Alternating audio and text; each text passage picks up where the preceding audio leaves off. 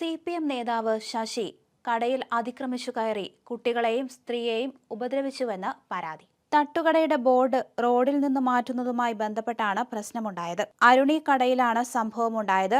അരുണിന്റെ ഭാര്യ സുകന്യ, അമ്മ ഗീത എന്നിവരുമായി ശശി തർക്കിച്ചു. ഇത് കയ്യാങ്കളിയിലേക്ക് കടന്നു.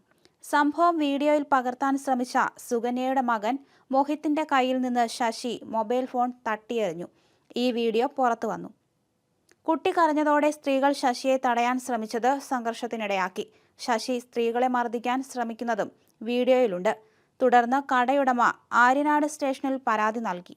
അരുണിന്റെ അമ്മ ഗീതയുടെ പരാതിയിൽ ശശിക്കെതിരെ ജാമ്യമില്ലാ വകുപ്പ് പ്രകാരം കേസെടുത്തു. കുട്ടിയെ കയ്യേറ്റം ചെയ്തതിനും കേസുണ്ട്. റോഡിൽ നിന്ന് ബോർഡ് മാറ്റാൻ പറഞ്ഞ തന്നെ കടയിൽ ഉണ്ടായിരുന്നവരാണ് കയ്യേറ്റം ചെയ്തതെന്ന് ശശി പറയുന്നു. അടുത്തിടെ കോൺഗ്രസ് വിട്ട് CPMൽ എത്തിയ ആളാണ് ശശി. വെള്ളനാട്ടെ കോൺഗ്രസിന്റെ ജില്ലാ പഞ്ചായത്ത് അംഗമാണ്.